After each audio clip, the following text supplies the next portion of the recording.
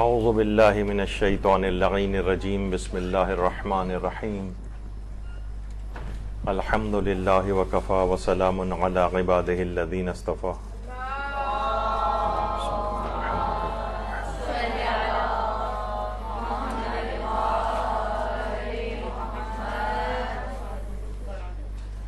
سب سے پہلے تو بہت بہت اس بات کی مبارکباد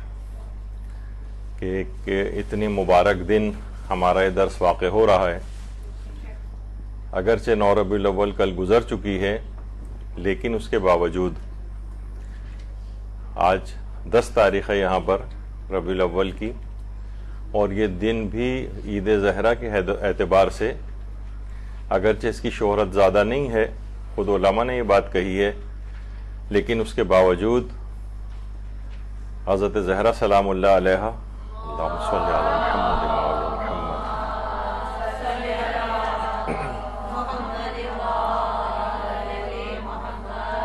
اس دن کو بہت خوشی و مسرت کے طور پر مناتی تھیں. اور ہمارے علماء جیسے آیت اللہ شیخ محمد حسین آل کاشف الغطا یہ فرماتے ہیں، جنت الماوا جو ان کی کتاب ہے، کہ 9 ربیع الاول کے روز خوشی منانے کا ایک امکان یہ بھی ہے، ابھی آپ آگے چل کر سنیں گے اس میں کہ اس میں کتنے پہلو ہیں عید زہرہ منانے کے. فرماتے ہیں کہ اس دن حضرت زہرہ کی خوشی کا سبب یہ بھی ہو سکتا ہے کہ 9 اور 10 ربیع الاول کو آپ کے والد حضرت رسالت مآب صلی اللہ علیہ وآلہ وسلم اللہم صلی علی محمد وآل محمد وعلیکم السلام سے آپ کی والدہ حضرت خدیجہ طاہرہ سلام اللہ علیہ کا عقد ہوا تھا. اللہم صلی علی محمد وآل محمد.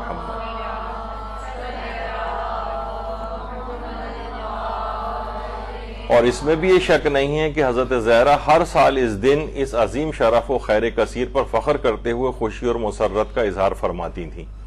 اور ہر سال اس دن خوشی کا اظہار کرنا ان کے شیعوں میں بطور میراث باقی رہ گیا. تو بہرحال 9 کا اور 10 کا یہ دونوں خوشی کے ایام ہیں، اور عید زہرہ سے ان کی نسبت دی جاتی ہے. اگرچہ 10 تاریخ کی زیادہ شہرت عوام کے اندر نہیں ہے، لیکن جیسے کہ آیت اللہ شیخ محمد حسین آل کاشف الغطا نے اپنی کتاب جنت الماوا میں اس کا امکان تحریر فرمایا ہے. اور پھر اس دن بہت ساری چیزیں ایسی ہیں جو کہ ابھی آگے چل کر گفتگو میں ذکر بھی ہوں گی، کہ آیت اللہ شیخ محمد حسین آل کاشف الغطا نے اس دن بہت سی چیزیں عوام میں ایسی رائج ہو گئی ہیں کہ جن سے تفرقہ بازی اور فتنہ و فساد کی آگ بھڑکتی ہے،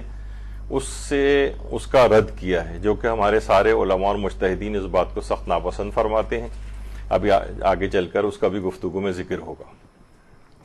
پوری دنیا کے اندر یہ جو دن ہے جو کل بھی گزرا ہے، اس میں خاص طور پر امام زمانہ علیہ الصلاۃ والسلام کی اللہم صلی علی محمد وآل محمد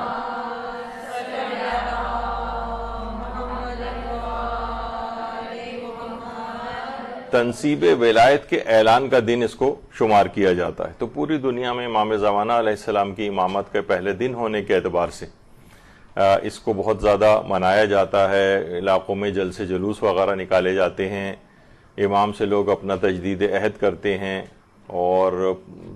پوری دنیا ہی کے اندر یہ محافل منعقد ہوتی ہیں. خواتین بھی اس کے اندر پارٹیسپیٹ کرتی ہیں، اور لوگ مختلف قسم کے پروگرامز کا انعقاد کرتے ہیں. اس میں خوشی اور اظہار مسرت کیا جاتا ہے، اور شاعری بھی ہوتی ہے، قصیدہ خوانی بھی ہوتی ہے. تمام مومنین بڑے خوشی کا اظہار فرماتے ہیں اس میں،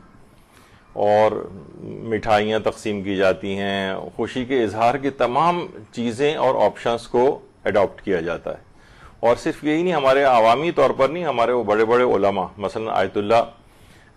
سید تقی طباطبائی قمی، یعنی بہت بڑے علماء اور مجتہدین میں ان کا شمار ہوتا ہے. یعنی جیسے کہ میں نے اس سے پہلے ایک دفعہ ذکر کیا تھا کہ آیت اللہ خوئی مرحوم نے صرف 3 افراد کو اجازہ اجتہاد دیا تھا، جس میں آیت اللہ سیستانی اور شیخ حسین ہلی کے بعد جو تیسری شخصیت تھی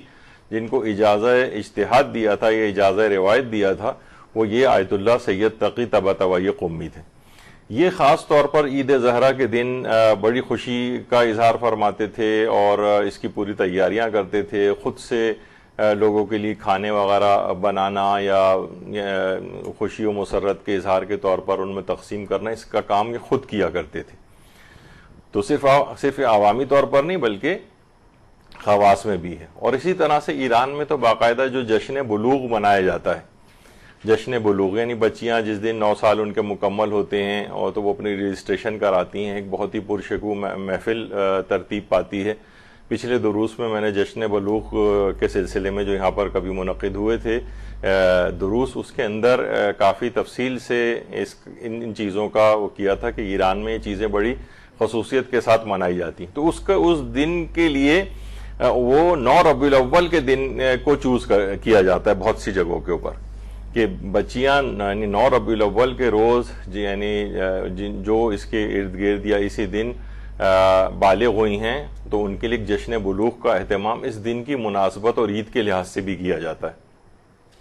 اسی طرح سے عید آل محمد کے طور پر سیمینار منعقد ہوتے ہیں، ورکشاپس منعقد ہوتے ہیں جس میں سب چیزیں بیان کی جاتی ہیں، شاعر حضرات شاعری کیا کرتے ہیں،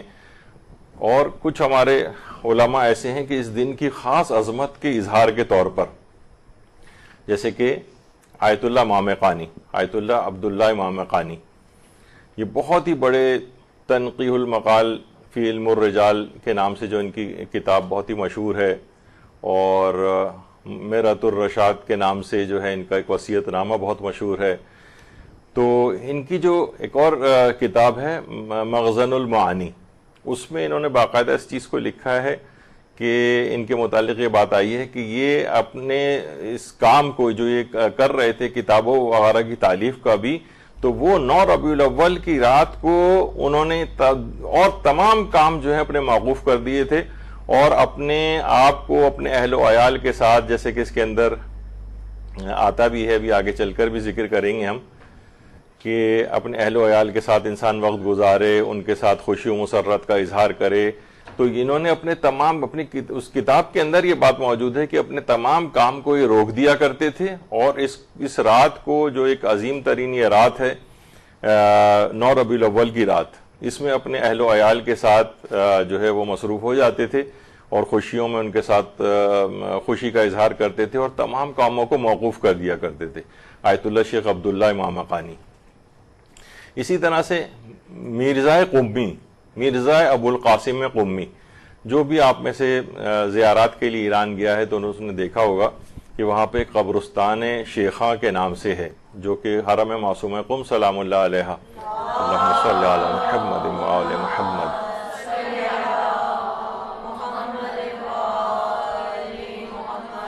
اس قبرستان کے اندر اتنی عظیم شخصیات ہیں، ایسی شخصیات ہیں، اس میں ایک مرزا ابو القاسم قمی بھی ہیں۔ اکثر اس قبرستان کا تذکرہ میری ذاتی طور پر بڑی عقیدت ہے اس قبرستان سے، اور مرزا قمی کے متعلق تو یہاں تک ملتا ہے کتابوں میں کہ مختلف علماء وغیرہ تک کے افراد کے خواب میں آئے اور کہا کہ لوگ اگر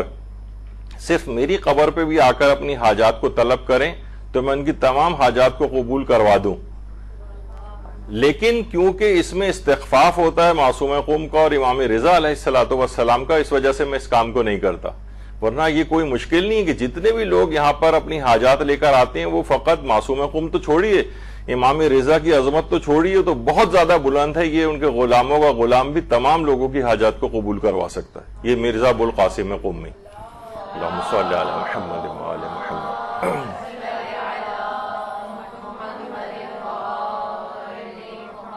یعنی واقعتاً اگر کوئی دیکھے وہاں جا کر اور اپنی حاجات ان کے وسیلے سے طلب کرے مرزا ابو القاسم قمی تو وہ دیکھے گا۔ تو ان کی ایک کتاب ہے القوانین المحکمہ، یہ قوانین الاصول کے نام سے بھی بہت مشہور ہے، اور اتنی مشکل ترین کتاب ہے کہ اس کا اگر کوئی فقط ایک صفحہ بھی پڑھ کر سمجھ کے بتا دے تو علماء تسلیم کر لیتے ہیں کہ واقعتاً اس شخص کے اندر علم جو ہے اپنے کمال کو پہنچا ہوا ہے، یعنی یہ واقعتاً اجتہاد کے قابل ہے۔ یعنی ان کی کتاب جو قوانین الاصول ہے، اس کا ایک صفحہ بھی اگر کوئی پڑھ کر اور اچھی طرح سمجھ کر اس کو ایکسپلین کر دے تو اس کتاب کے لحاظ سے بھی یہ ہے کہ جب یہ تدوین ہو رہی تھی اور باقاعدہ خطی اعتبار سے وہ کی جا رہی تھی تو اس میں بھی انتخاب اس بات کا کیا گیا کہ یہ حرم معصومہ قم میں اس کا بالکل اختتام ہوا، اور کون سی 9 ربیع الاول کی رات کو، وہی لیلۃ الیوم السعید، یعنی یہ جو بابرکت دن ایک 9 ربیع الاول کا آنے والا ہے اس کی رات کو اس کا کتاب کو مکمل کیا گیا لکھ کر۔ یعنی اس کا انتخاب علماء اس طرح سے کرتے ہیں کہ بعض اوقات ایسے دنوں سے انتخاب کرتے ہیں کہ کتاب کے شروع کرنے کا یا کتاب کو اختتام تک پہنچانے کا، کہ ایک بابرکت اور عظیم رات کو اس کتاب کا اختتام کیا جائے۔ تو اس لحاظ سے یہ جو اتنی عظیم ترین کتاب اس کی لکھی گئی ہے، اصول فقہ کے موضوع پر نامی اس کا ہے قوانین الاصول، تو اس کا اختتام اسی بابرکت رات پہ کیا گیا۔ یعنی میں سب آپ کو چیزیں بتا رہا ہوں کہ کس طرح سے علماء اس 9 ربیع الاول کی رات کو اور دن کو کتنا بابرکت اور عظیم سمجھتے ہیں۔ تو اس لحاظ سے اچھا، اس موضوع پر کتابیں بھی لکھی گئی ہیں۔ اس کی جو خاص ایک روایت ہے احمد ابن اسحاق قمی کی، اس پہ علماء اپنے آرٹیکلز لکھتے ہیں، کتابیں تک اس موضوع کے اوپر تحریر کی گئی ہیں، تو اس کی امپورٹنس کے اعتبار سے۔ اور اس کے علاوہ آیت اللہ سید محمد صادق صدر، یہ بھی اپنے جو نماز جمعہ کے خطبات ہوتے تھے اس کے اندر بھی بہت سارے اس کے شبہات کے جوابات دیتے تھے عید زہرا کے سلسلے میں۔ اور اب اتنا وقت نہیں ہے لیکن میں مختصر طور پر کہہ دیتا ہوں کہ لوگ اس میں وہ اپنے بہت سے شبہات کا لوگوں کے جواب دیتے تھے۔ کیسے ممکن ہے کہ حضرت زہرا اس روز خوش ہوئی ہوں اور وہ تو اس وقت دار آخرت میں ہیں، کوئی دار دنیا میں تو نہیں ہے، ان کی خوشی کیا معنی ہے رکھتی ہے؟ تو اس پہ پھر انہوں نے مختلف دلائل دیتے اور آیت اللہ سید محمد صادق صدر نے اپنے نماز جمعہ کے جو پڑھاتے تھے اس کے خطبات کے اندر اس بات کو ذکر کیا ہے، اور زیارات کے وہ جملے کہ اشہد انک تسمع الکلام و تسمع السلام و ترد الجواب، تو اس طرح سے کر کے کہ آپ میری بات کو سن رہے ہیں اور آپ میرے کلام کا جواب دیتے ہیں، تو ان شخصیات کے لیے کوئی معنی نہیں رکھتی ہیں چیزیں کہ وہ ہمارے وہ خوش نہیں ہو سکتے اس وقت، بس اس دنیا سے پردہ فرما گئے ہیں، اب ان کا اس دنیا کے کوئی تعلق نہیں ہے۔ دیگر مردوں کی طرح سے ان شخصیات کا قیاس نہیں کیا جا سکتا۔ انہوں نے کہا کہ زیارت ناموں کے اندر پڑھتے ہیں کہ آپ ابھی بھی میرے کلام کو سن رہے ہیں، ابھی بھی میرے سلام کا جواب دیتے ہیں۔ تو یہ سب چیزیں اس طرح سے ہیں، تو یہ اس کا اعتراض انہوں نے اس کے اعتراضات کے علماء جواب دیتے ہیں۔ آیت اللہ صادق صدر نماز جمعہ کے خطبات میں عید زہرا پہ ہونے والے یا یوم فرحت الزہرا بھی اس کو کہا جاتا ہے، کیسے ممکن ہے اس روز وہ خوش ہوئی ہوں،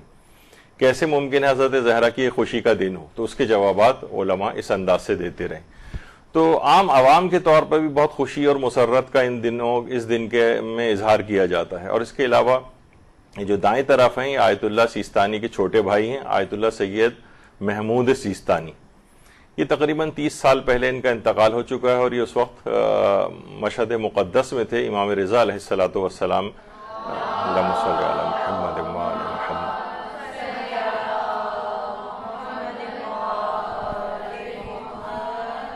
آیت اللہ سیستانی کے یہ چھوٹے بھائی ہیں، آیت اللہ سیستانی ان سے بڑے ہیں، لیکن یہ بہت ہی یہ خود مجتہد اور فقیہ تھے، اور اتنی ایسی شخصیت تھی ان کی بچپن سے لے کر اور بزرگ ہونے تک، وفات تک، اور کافی ارلی عمر میں ان کا انتقال ہو گیا۔ اس سے پہلے انہوں نے کہا تھا کہ اس قدر علم کے اندر راسخ تھے کہ خود آیت اللہ خوئی مرحوم نے اپنی ہیئت استفتاء کے اندر ان کو رکھا ہوا تھا۔ تو ایک بہت بڑا ایک کلاس سے پوسٹ ہوتی ہے مجتہد کے پاس کہ ہیئت استفتاء کے اندر، یعنی علمی لحاظ سے اس قدر بلند ہوتے ہیں وہ افراد، تو ان کو اس کے اندر رکھا جاتا ہے۔ تو خود آیت اللہ سیستانی کی جو بھائی ہیں آیت اللہ سید محمود سیستانی، جن کا انتقال ہو چکا ہے، ان کا ایک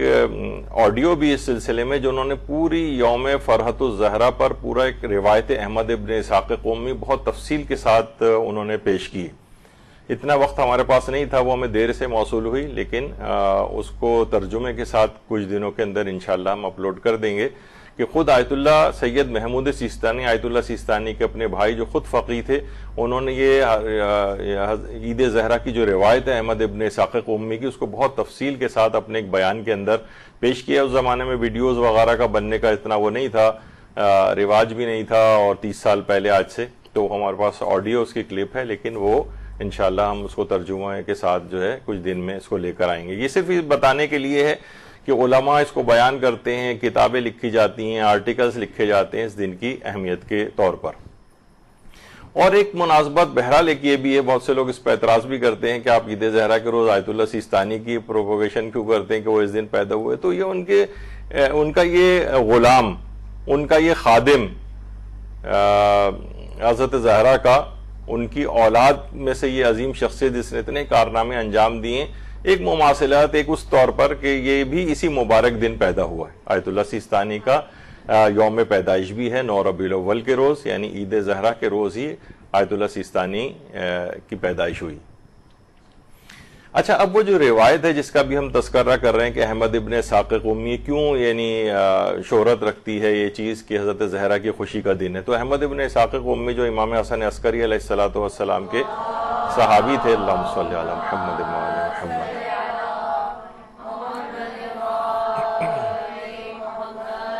فرماتے ہیں کہ میں ربیع الاول کی 9 تاریخ کو امام حسن عسکری کی خدمت میں حاضر ہوا تو میں نے اپنے سید و سردار کو دیکھا کہ انہوں نے اپنے تمام خادمین کو حکم دیا ہے کہ جس کے لیے جو نیا لباس ممکن ہو وہ زیب تن کر لے، اور امام کے سامنے ایک تنور روشن تھا، یعنی تندور، جس میں امام خود اپنے ہاتھوں سے کھانا پکانے کے لیے لکڑیاں جلا رہے تھے۔ اسحاق نے امام سے کہا، یا ابنا رسول اللہ، میرے آبا و اجداد آپ پر قربان، کیا اہل بیت کے لیے آج کے دن کوئی خوشی تازہ ہوئی ہے؟ امام نے فرمایا، 9 ربیع الاول سے بڑھ کر کون سا دن اہل بیت کے نزدیک حرمت والا ہوگا؟ اور بحار الانوار کے اندر بھی یہ روایت موجود ہے، اس کی 95 جلد میں۔ اسی طرح سے اچھا، اس کی مختلف روایات ہیں، عید زہرا کے حوالے سے مختلف روایات ہیں، اور ان کی وہ شہرت بھی رکھتی ہیں، علماء نے اس کے اوپر عمل بھی کیا، آگے چل کر ہم اس کو ذکر کریں گے۔ اور بعض اوقات کہیں کہیں روایات کے اندر اگر ضعف ہے، لیکن مختلف طریقوں سے روایت اگر نقل ہوئی ہو یا الگ الگ افراد سے، الگ الگ راویوں سے، الگ الگ موقعوں پر، تو اکثر علماء اس بات کے بھی قائل ہیں کہ اس طرح سے بھی روایت کا ضعف دور ہو جاتا ہے۔ بہرحال حذیفہ فرماتے ہیں، حذیفہ یمانی، کہ 9 ربیع الاول کو میں نے اپنے مولا امیر المومنین علیہ السلام کو دیکھا کہ اپنے فرزندوں امام حسن و حسین کو رسول اللہ کے ساتھ دیکھا کہ وہ غذا نوش فرما رہے ہیں، اور پیغمبر اکرم دونوں کے چہروں کو دیکھ کر مسکراتے ہیں اور اپنے بیٹوں سے فرماتے ہیں، کھاؤ تم دونوں کہ آج کا دن مبارک ہے، کیونکہ آج کا دن وہ دن ہے کہ خداوند عالم نے اس دن تمہارے اور تمہارے جد کے دشمن کو پروردگار ہلاک کرے گا اور تمہاری ماں کی دعا کو قبول فرمائے گا۔ کھاؤ کہ آج ہی کے دن کلام خدا تحقق پائے گا۔ علماء فرماتے ہیں یعنی جن کے گھرانے ان کی ظلم کی وجہ سے ویران ہو گئے ہیں، یعنی ان کا انتقام لیا جائے گا۔ کھاؤ، یہی وہ دن ہے کہ مبغوث ترین شخص کی شان و شوکت خاک میں مل جائے گی۔ کھاؤ کہ آج کے دن خداوند عالم تمام دشمنوں کے اعمال کو لائے گا اور ان کو مثل روئی کے اڑا دے گا۔ یعنی خوشی کے اظہار کے طور پر اس دن پیغمبر اکرم بھی اظہار مسرت فرما رہے تھے، اور اس خوشی میں حسن و حسین کو کھانا کھلا رہے تھے، اور ان کو کہہ رہے تھے کہ پروردگار تمہاری ماں کی دعا کو قبول کرے گا اور تمہارے اور تمہارے جد کے دشمن کو بھی ہلاک کرے گا۔ یہ الگ ایک روایت ہے، اور اسی وجہ سے اس کو خوشی کے دن کے طور پر منانے کے لیے آیت اللہ مرزا جواد ملکی تبریزی، امام خمینی کے استاد تھے، ان کی کتاب المراقبات ہے، فرماتے ہیں گراں قدر روایت میں یہ بات آئی ہے۔ بہت سے لوگوں کی پوری کوشش یہ ہے کہ کسی بھی طریقے سے ہر صورت میں بس روایت کو ضعیف یا جھوٹا ثابت کیا جائے، آج کل کے جو ایک سینیریو چل رہا ہے۔ فرماتے ہیں آیت اللہ جواد ملکی تبریزی، عالم عارف، کہ گراں قدر روایت میں یہ بات آئی ہے کہ 9 ربیع الاول کا دن دشمن خدا کی نابودی کا دن ہے، اور یہ دن آل محمد کے تمام پیروکاروں کے لیے خوشی کا دن ہے۔ گراں قدر روایت میں بات آئی ہے، تو اس دن ایک بہت بڑا دشمن خدا، دشمن اہل بیت اس دنیا سے مارا گیا اور قتل ہوا، تو اس کے لحاظ سے بھی ایک خوشی منائی جاتی ہے۔ اور شیخ مفید نے مسار الشیعہ جو ان کی کتاب ہے، اس کے اندر ائمہ کی ولادتوں اور ائمہ کی شہادتوں کے جو واقعات ہیں وہ ہیں، اور دیگر واقعات بھی ہیں، تو اس کے اندر شیخ مفید نے یہ بات لکھی ہے۔ مرزا حسین نوری نے مستدرک الوسائل میں شیخ مفید کی اس کتاب مسار الشیعہ کے حوالے سے نقل کیا کہ شیخ مفید فرماتے تھے کہ 9 ربیع الاول کا دن بہت بڑی عید ہے، بہت بڑی عید، یعنی بہت بڑی خوشی کا دن ہے. رسول اللہ نے بھی اس دن خوشی منائی ہے, جیسے کہ ابھی آپ نے پہلے روایت میں سنا, اور لوگوں کو بھی اس بات کا حکم دیا تھا کہ اس دن کو عید کے طور پر, خوشی کے دن کے طور پر منائیں, یعنی اظہار خوشی و مسرت کریں. تو اس لحاظ سے, اور یہ ان کی جو اوریجنل کتاب ہے مسار الشیعہ, اس کے اندر انہوں نے باقاعدہ اس دن کو عید کبیر کے نام سے, کہ بہت بڑی خوشی کا دن ہے, بہت بڑی عید کا دن ہے, اس لحاظ سے اس کو تعبیر کیا. یہ ان کی اوریجنل کتاب شیخ مفید کی جو ہے خطی نسخے کے اعتبار سے, اس کے اندر اس بات کو, مسار الشیعہ کے اندر اس بات کو بہت بڑی عید کے طور پر شمار کیا. اسی طریقے سے زاد المعاد جو علامہ مجلسی کی کتاب ہے, اس کے اندر بھی اس دن کو عید کے طور پر منانے کی بہت تاکید کی ہے, اور کہا ہے کہ یہ یوم فرحت و سرور, خوشی اور مسرت کا دن ہے. اور آیت اللہ سید محمد حسینی شاہرودی, انہوں نے کتابوں کے حوالے سے نقل کیا ہے بہار الانوار میں مجلسی کے, علامہ مجلسی کے اعتبار سے,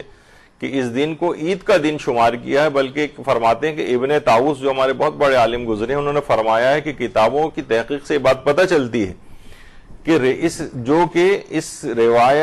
ان روایات کی بنیاد پر اس دن کے عید ہونے پر دلالت کرتی ہیں. یعنی ایسی بہت ساری روایات موجود ہیں جن میں اس بات کا واضح طور پر اشارہ کیا گیا ہے کہ یہ دن عید اور خوشی اور مسرت کا ہے. اور یہی ابھی جو روایت میں نے کہا نا کہ مختلف حوالوں سے یہ چیز آ رہی, کہ جیسے کہ راوی ہیں وہ فرماتے ہیں کہ ہم لوگ ایک مسئلے میں شک و شبے کا شکار تھے. ہم دونوں احمد ابن اسحاق کے پاس گئے, جو شہر قم میں امام ہادی کی طرف سے وکیل تھے.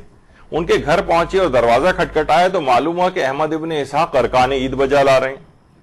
تو ہمیں بہت تعجب ہوا. ہم نے کہا آج اور عید؟ ہم نے کہا سبحان اللہ, کیا 4 عیدیں جو مشہور ہیں, یعنی عید فطر, عید قربان, عید مباہلہ, عید غدیر, اس کے علاوہ بھی کوئی عید ہے؟ احمد ابن اسحاق نے اپنے امام سے حدیث نقل کی, یعنی وہی جو احمد ابن اسحاق قمی کی عید کے حوالے سے ابھی اپنے روایت اس سے پہلے سنی. تو ہم نے کہا کیا آج کا دن یوم عید ہے؟ تو ابن اسحاق نے کہا ہاں, اور وہ دن 9 ربیع الاول کا دن تھا.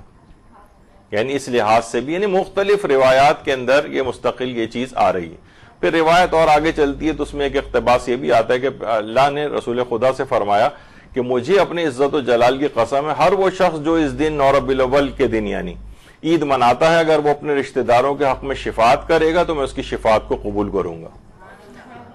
درود بھیجیے محمد و آل محمد, اللہم صلی علی محمد و آل محمد.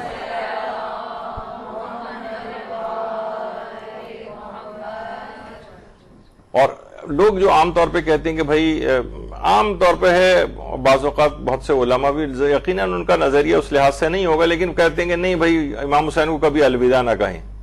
تو الوداع ظاہر ہے کہ سوگ بڑھانے کے معنوں میں اس لحاظ سے کہا جاتا ہے. جیسے کہ علماء بہت سے مثال دیتے ہیں, آپ نے سنے ہوں گے کہ جناب حج و عمرہ سے جو واپس آ رہا ہوتا ہے تو وہ بھی طواف وداع کرتا ہے, وہ یہ نہیں سوچ رہا ہوتا کہ آئندہ کبھی حج و عمرے کے لیے نہیں آؤں گا. ویسے میں نے اپنے کانوں سے ایک صاحب کو سنا تھا, ویسے میں بتا دوں کہ اگر کوئی اس بات کی دعا کرے یا اس بات کا ارادہ کرے بھائی یہ تو اس میں بہت سختیاں ہیں, میں تو اگلے سال نہیں آؤں گا, تو اس کا ایک دنیاوی نقصان کم سے کم یہ ہوتا ہے کہ اس کی عمر کم ہو جاتی, بہت جلد موت آ جاتی ہے اس کو. تو میں نے اپنے کانوں سے ایک صاحب سے سنا تھا کہ بھائی بہت ہو گیا,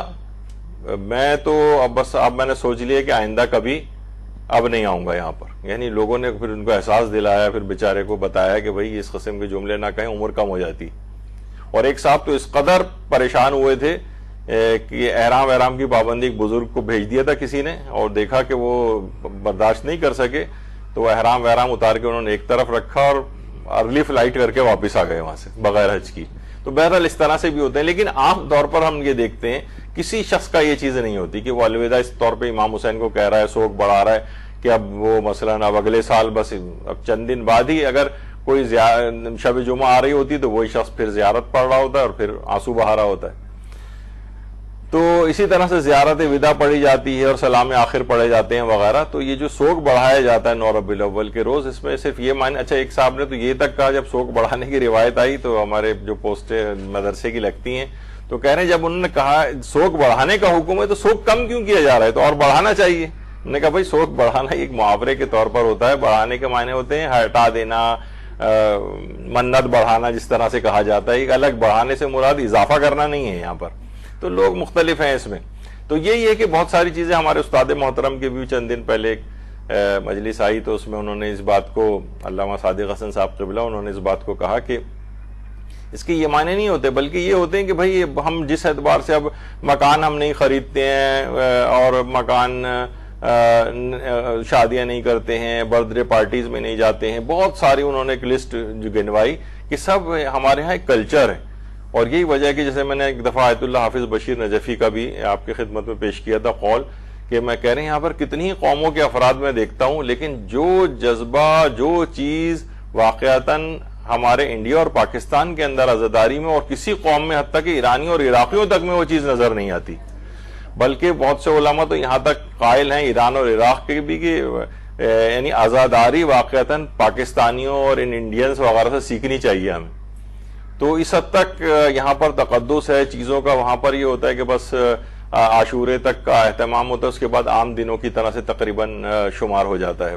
لیکن یہاں پر کیا ہے کہ ہمارے ہاں ایک خاص ایک کلچر ہے ایک، اور اس کو پسندیدہ شمار کیا گیا ہے کہ جب تک ایام اعضا یعنی یہ سوگ بڑھانے کی روایت جو ہے، جب تک ہم ان تمام چیزوں میں ہر وہ چیز، حتیٰ کہ کسی برتھ ڈے پارٹی میں بھی شریک نہیں ہوتے، گھومنے گھمانے بھی نہیں جاتے، سیر و تفریح بھی نہیں کر رہے ہوتے، اور اپنے بچوں کو بھی یہ چیز منتقل کرتے ہیں کہ جب تک کہ سوگ بڑھ نہ جائے، یعنی 8 ربیع الاول آ کے نہ گزر جائے، اور 9 کو ابھی آپ روایات سنیں گے کہ امام نے خود سوگ بڑھانے کا حکم دیا تھا، تب تک ہم اس روایت کو برقرار رکھتے ہیں.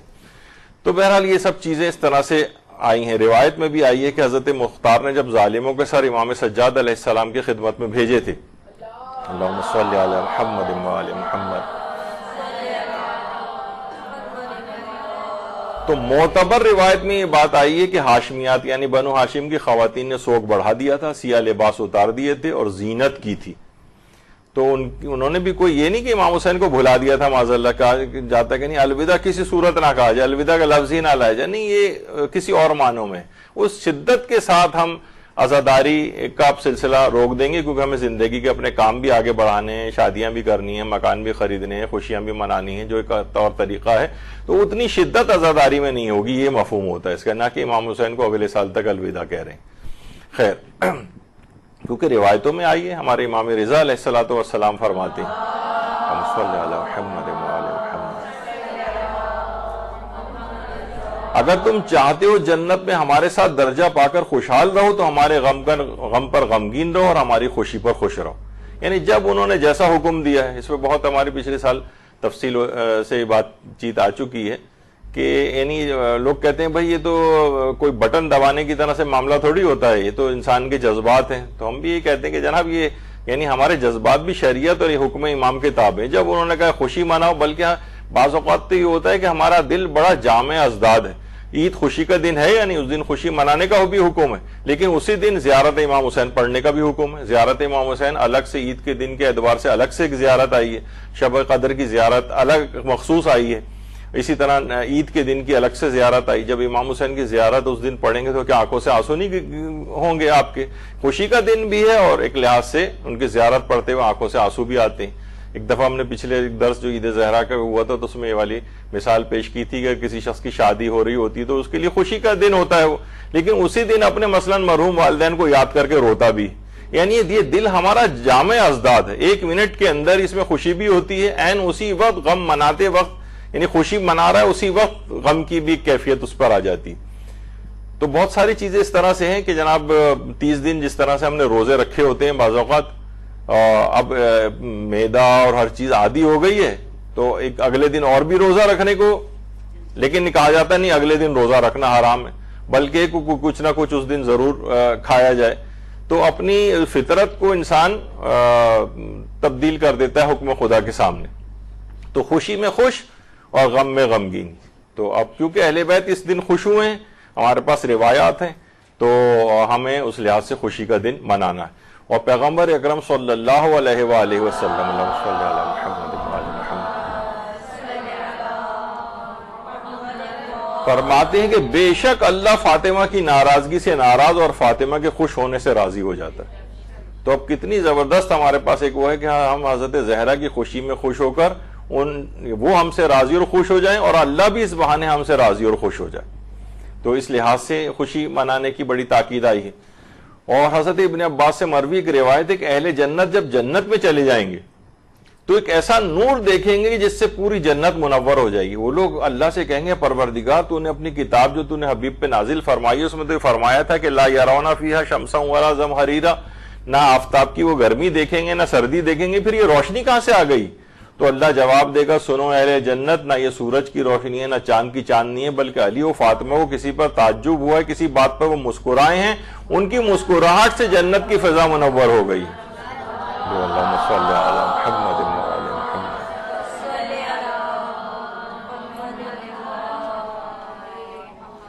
تو یہ روایت جو احمد ابن اسحاق قمی, اس سے پہلے آپ نے وہ سن چکے ہیں پوری روایت, کہ کہا تھا کہ ارے یہ تو 4 عیدیں ہیں, تو یہ ایک اور عید کہاں سے آ گئی؟ تو انہوں نے پھر وہ جو آپ نے ابھی اس سے پہلے سنی تھی یہ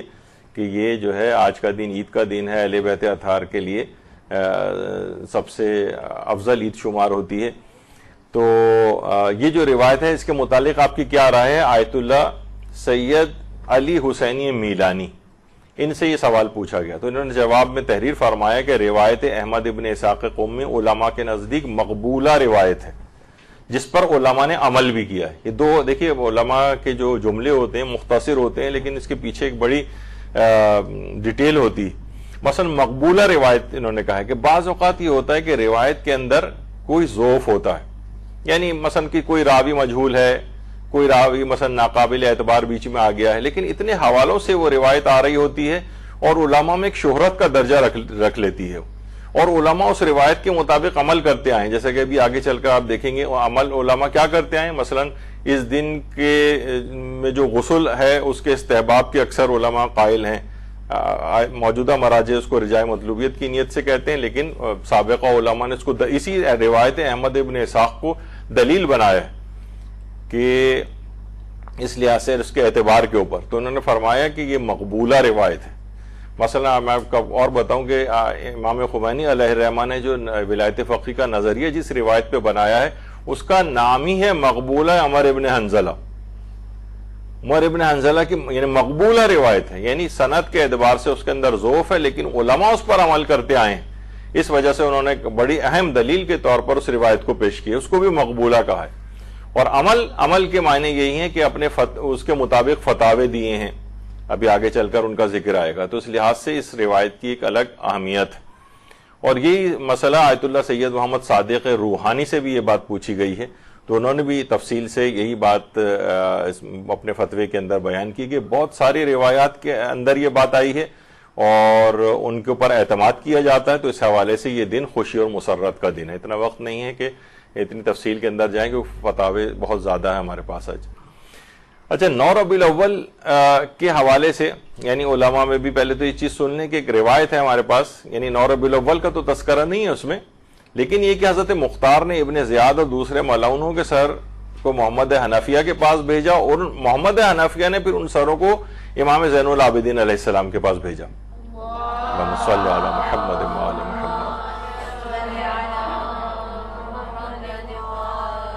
تو امام زین العابدین علیہ السلام سجدے میں گر گئے اور فرمایا سب تعریفیں ہیں اس اللہ کے لیے جس نے مجھ پر لطف فرمایا ہے کہ میں اپنے دشمنوں سے اپنے شہیدوں کے خون کا انتقام دیکھوں اور اللہ تعالیٰ مختار کو جزائے خیر عطا فرمائے. بحر الانوار کی 45ویں جلد کے اندر. اچھا, یہ ایک روایت ہو گئی. اور چھٹے امام نے مختار کے توسط سے عبید اللہ ابن عزاد ملعون اور عمر ابن سعد ملعون کے سروں کو مدینہ بھیجنے کو موجب خوشنودی اہل بیت قرار دیتے ہوئے فرمایا کہ واقع عاشورہ کے بعد ہماری عورتوں میں سے کسی عورت نے خود کو زینت نہیں دی یہاں تک کہ مختار نے عبید اللہ ابن زیاد اور عمر ابن سعد کے سروں کو مدینے بھیجا. رجال کشی کی جو روایت ہے. اور آیت اللہ خوئی نے یہ جو چھٹے امام کی روایت ہے کہ امام نے جو فرمایا کہ ہاشمی خواتین نے بالوں میں کنگھی نہیں کی نہ ہی سروں پر مہندی لگائی یہاں تک کہ مختار نے ان لوگوں کے سروں کو بھیجا جنہوں نے امام حسین کو شہید کیا تھا. اور آیت اللہ خوئی نے معجم الرجال الحدیث کے نام سے جو ان کی کتاب ہے علم رجال کی, انہوں نے اس روایت کو صحیح قرار دیا. اور کامل الزیارت کی روایات سے بھی اس روایت کی تائید ہوتی ہے, یعنی صحیح السند روایت ہے کہ امام نے خوشی کا اظہار کیا اس دن اور خاندان اہل بیت کی خواتین نے بھی. اور امام سجاد کے بیٹے فرماتے ہیں کہ جب مختار نے ابن زیاد اور عمر سعد کے سروں کو امام کے پاس بھیجا تو آپ سجدے میں گر گئے اور سجدہ شکر میں خدا کی حمد کی اور فرمایا کہ تمام تعریفیں اس خدا کی جس نے ہمارے دشمنوں سے انتقام لیا، خدا مختار کو جزائے خیر عطا فرمائے۔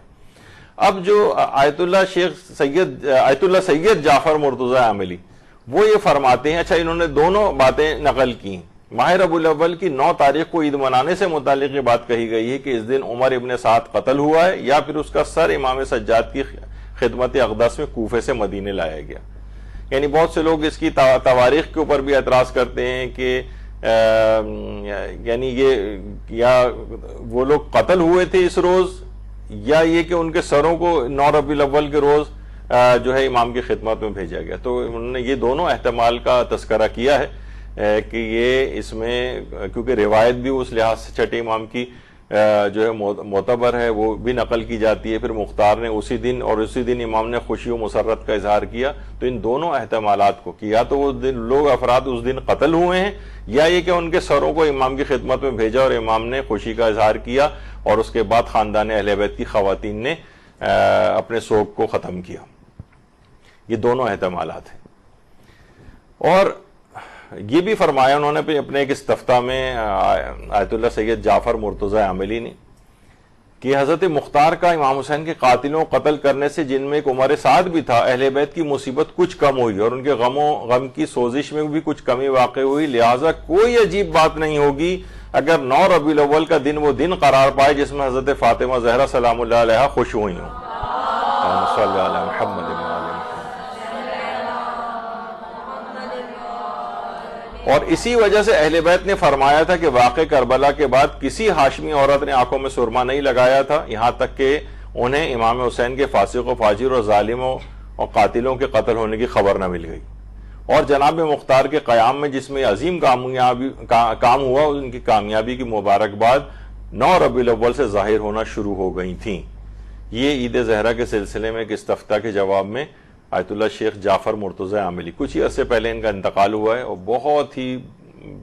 عظیم علمی شخصیت شیعت کی شمار ہوتی ہے، خاص طور پہ تواریخ شبہات کے جوابات اس سلسلے میں ان کی شہرت بہت زیادہ ہے آیت اللہ جعفر مرتضی عاملی کی۔ جبل عامل کا جو علاقہ ہے وہاں سے ان کا تعلق ہے لبنان کی۔ اچھا عاملی ابھی حسن زادہ عاملی کا بھی انتقال ہوا ہے، وہ الف مد زبر آ میم لام چھوٹی ہے عاملی، اور یہ عاملی عین سے ہیں۔ الف مد زبر عامل ایران کا ایک علاقہ ہے عامل، اس کے جو رہنے والے ہیں وہ الف مد زبر عاملی والے کہلاتے ہیں۔ اور جو جبل عامل کا علاقہ ہے جبل عامل، وہاں کے جو افراد ہوتے ہیں وہ عاملی عین سے لکھتے ہیں۔ لوگ سوچتے ہیں الف مد زبر اور عین یہ ایک ہی جیسی چیزیں، نہیں، یہ دو الگ الگ ملکوں کے جگہ ہیں۔ خیر، تو یہ روایت اس طرح سے جو ہے مختار کے سلسلے میں آئی، اور آیت اللہ سیستانی سے بھی ایک استفتاء میں پوچھا گیا کہ کیا پہلی ربیع الاول کا دن یوم فرحت الزہرا ہے، یعنی کیا یہ جائز ہے کہ اس دن خوشی کی محافل منعقد کی جائیں، سیاہ لباس غم اتار دیا جائے اور سوگ بڑھایا جائے؟ تو آیت اللہ سیستانی کا جواب آیا تھا کہ بے شک وہ دن جسے شیعوں میں یوم فرحت الزہرا کا نام دیا جاتا ہے وہ پہلی ربیع الاول کا دن نہیں ہے بلکہ 9 ربیع الاول کا دن ہے، اور یہ دن امام زمانہ کی تنصیب امامت کے اعلان کا دن ہے، یعنی اللہم صلی علی محمد و آل محمد۔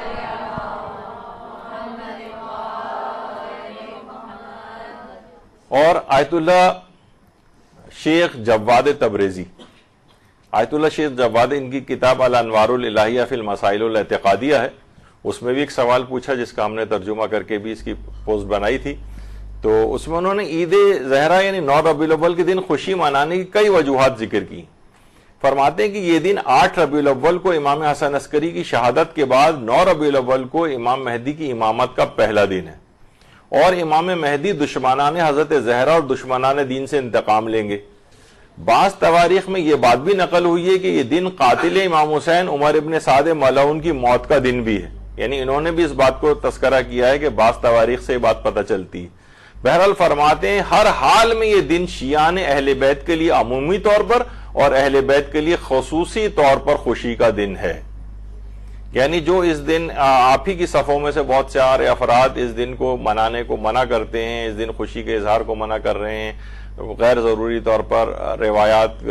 کے ذوف کو نقل کر رہے ہیں۔ ابھی ہم ساری چیزوں کا علماء کے سب اصل میں پورا آج کا موضوع یہی ہے کہ یوم فرحت الزہرا یا عید زہرا کے سلسلے میں علماء اور فقہاء اور مجتہدین کیا فرماتے ہیں۔ تو یہ سب پہلو آپ کے آنکھوں کے سامنے آ رہے ہیں کہ کبھی کوئی آپ کے سامنے ان چیزوں کا انکار کرے اور ہماری عید اور خوشیوں کو خراب کرنے کی کوشش کرے تو آپ اس کو جواب دے کے یہ فتاوے وغیرہ بھی دکھا سکیں۔ یہی سوال پوچھا گیا ہے کچھ آیت اللہ شیخ بشیر نجفی سے، کہ سوال یہ کہ 9 ربیع الاول عید زہرا اس کا کیا مطلب ہے، جبکہ عمر ابن سعد بھی قتل ہوا ہے، لکھنؤ اور بعض علاقے میں پتلے بنا کر پھونکے جاتے ہیں، رنگ پاشی کی جاتی ہے، کیا یہ جائز ہے؟ تو انہوں نے جواب دیا کہ واضح ہے کہ اہل بیت پر جتنے بھی مظالم ہوئے ان سب میں حضرت زہرا شریک ہے، اور جیسے امام زمانہ علیہ السلام مظلوم ہے ویسے یہ سیدہ زہرا بھی مظلومہ ہے، اللہم صلی علی محمد وآل محمد، کیونکہ یہ انہی کی اولاد ہیں۔ 9 ربیع الاول چونکہ امام زمانہ کی حکومت کا پہلا دن ہے اور مولا کی کوششوں اور زحمتوں سے اہل بیت سے مظالم اٹھائے جائیں گے کہ جناب زہرا سے بھی ظلم اٹھایا جائے گا، تو اس لیے حضرت شیعہ اسے عید زہرا کہتے ہیں۔ اور بعض روایت میں یہ آیا ہے کہ حضرت مختار کے ہاتھوں اسی دن عمر ابن سعد واصل جہنم ہوا تھا، اور اس کے علاوہ مزید اسباب بھی بیان کیے جاتے ہیں۔ یہ بھی اس کے اندر خصوصیت کے ساتھ توجہ کی قابل چیز ہے کہ بہت ساری چیزیں تو اس میں ذکر ہوئی ہیں اور کچھ چیزیں ذکر نہیں ہوئی ہیں، جس میں سے کچھ روایات ایک بڑے دشمن اہل بیت کے قتل کا دن بھی ہے۔ اور اس کی طرف بھی آیت اللہ سید محمد صادق روحانی نے اپنے ایک فتوے میں اشارہ کیا ہے کہ یہ وہ دن ہے 9 ربیع الاول کا کہ اس شخص نے ایک ظلم کیا تھا جس کے نتیجے میں ایک بچے کی اپنی ماں کے پیٹ میں شہادت ہوئی تھی، تو وہ شخص اس روز قتل ہوا ہے۔ یہ اپنے استفتاء کے اندر بھی انہوں نے اس بات کو ذکر کیا،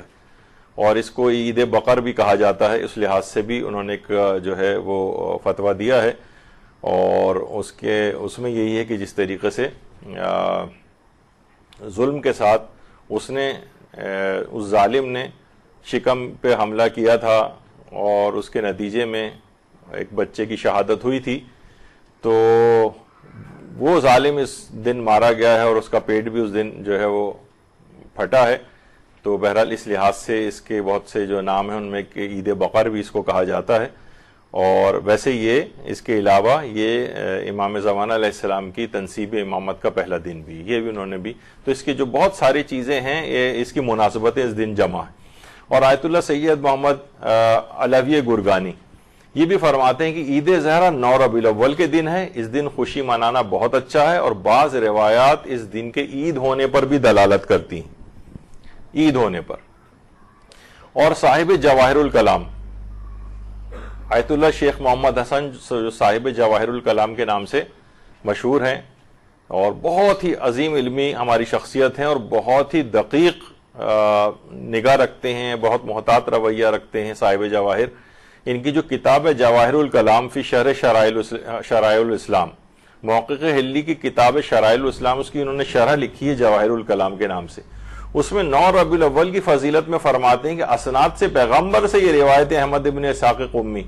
اس 9 ربیع الاول کے دن کی فضیلت اور برکت کے لیے وارد ہوئی ہے، اور یہ دن خصوصی طور پر ہمارے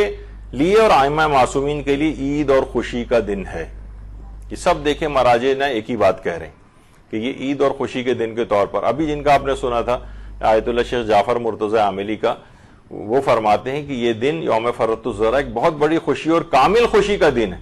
اس دن کی موافقت اس دن سے بھی ہے جس کی ابتدا قائم آل محمد کی امامت سے ہوتی ہے، اللہم صلی علی محمد وآل محمد،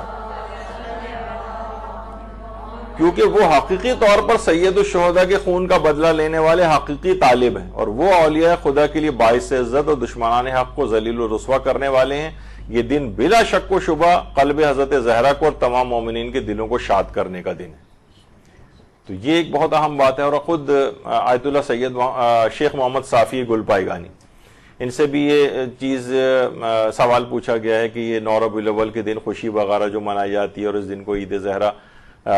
لوگ کے نام سے یاد کرتے ہیں، تو یہ کیا واقعی عید ہے؟ اس عید کی کیا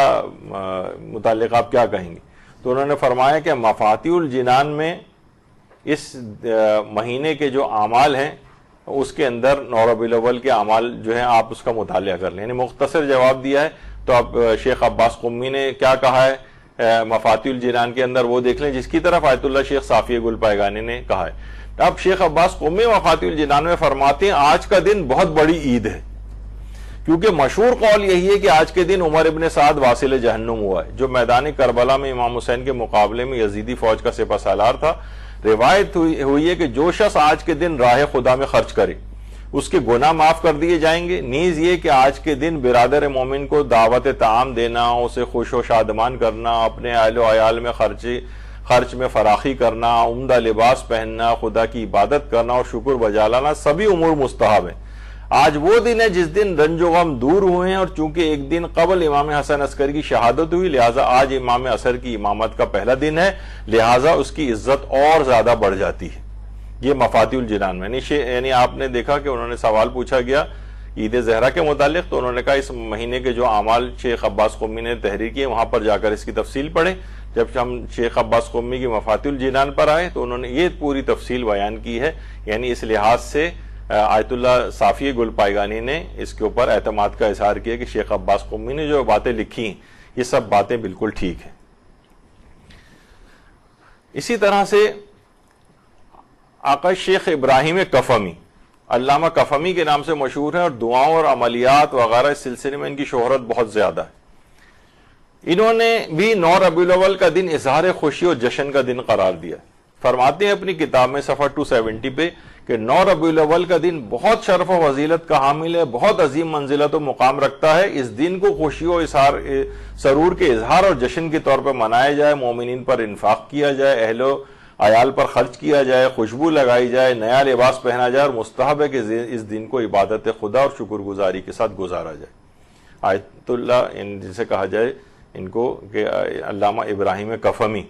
یہ بہت ہی اوتھینٹک عالم، دعاؤں کے سلسلے میں شمار ہوتے ہیں، عملیات کے سلسلے میں بھی، اور بڑی ان کی زبردست خدمات ہیں۔ مصباح کفمی کے نام سے جو ان کی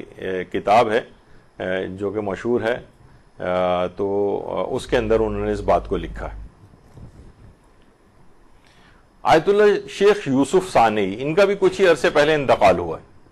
انہوں نے اپنے ایک درس خارج میں یہ بات بیان فرمائی ہے کہ عید زہرا بڑی اسلامی عیدوں میں سے، اس دن اپنے بچوں اور اپنے گھر والوں کو عیدی دیں، نئے نئے کھانوں کا اہتمام کریں، ان کو یہ بات یاد دلائیں کہ 9 ربیع الاول بڑی اسلامی عیدوں میں سے ہے، ان کو یہ بات یاد دلائیں کہ احمد ابن اسحاق قمی نے 9 ربیع الاول کے دن غسل کیا تھا، اور فقہا ان کے اس غسل کو دلیل بناتے ہیں۔ یعنی جو عمل علماء یا عمل اصحاب شمار ہوتا ہے تو روایت کا ذوف جو ہے اس سے دور ہوتا ہے۔ اس سے پہلے جو ہم نے ذکر کیا بعض علماء کا یہ نظریہ ہے کہ اگر علماء اس روایت پر عمل کرتے آئے ہوں تو پھر ہم اس میں کسی راوی کا ذوف وغیرہ کو اتنی خاطر میں نہیں لاتے ہیں، علماء میں وہ روایت مشہور ہوتی ہے۔ اور 9 ربیع الاول کے دن البتہ جو موجودہ مراجع ہیں ہمارے، جس میں آیت اللہ سیستانی ہیں اور آیت اللہ خامنہئی ہیں، یہ فرماتے ہیں کہ بہرحال اس غسل کو رجاء مطلوبیت کی نیت سے کیا جائے، اور رجاء مطلوبیت کی نیت سے جب بھی غسل کیا جاتا ہے تو یہ بات ہمیشہ یاد رکھ لیجئے کہ جو بھی لسٹ آپ کو ملے گی، آپ توضیح المسائل کو بھی ذرا کیئرفلی دیکھا کریں، تو بہت سے تو غسل مستحب کے طور پر لکھے گئے ہیں، اور بعض غسلوں میں کہا جاتا ہے کہ اسے رجاء مطلوبیت کی نیت سے کیا جائے۔ تو رجاء مطلوبیت کی نیت سے جو غسل ہوتے ہیں ان کے بعد وضو کرنا لازمی ہوتا ہے، اور آیت اللہ سیستانی کا نظریہ۔ اور جو مستحب ہونا جن کا بالکل کنفرم ہے، جیسے غسل جمعہ ہے، مستحب ہونا کنفرم ہے، اس کے بعد وضو کی ضرورت نہیں ہے، یا مثلا شب قدر کے غسلوں کے بعد وضو کی ضرورت نہیں ہے، اس طرح سے بہت سارے اور